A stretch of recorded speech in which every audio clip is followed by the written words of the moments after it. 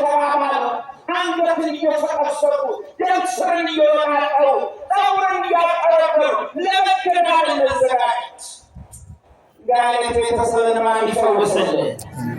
ኪዳነ ምሕረት ተፈውስልን። በጋይነት ዳር ተመታችሁ የመጣችሁ ሰዎች ወደ ድንግል አልቅሱ።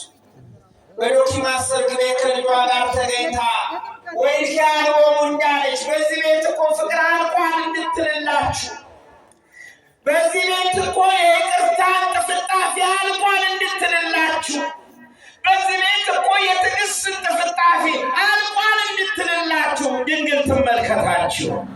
ቁጣ፣ ብስጭት፣ ንዴት፣ ጥላቻ፣ ምሕረት ማጣት፣ ከእግዚአብሔር መራቅ፣ የጸሎት ሕይወት መድከም፣ እነዚህ ምልክቶች ናቸው።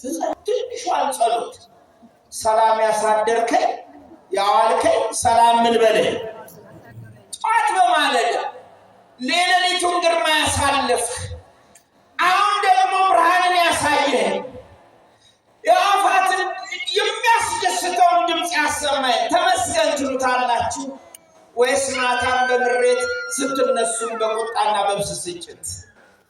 ባካችሁ ጸልዩ።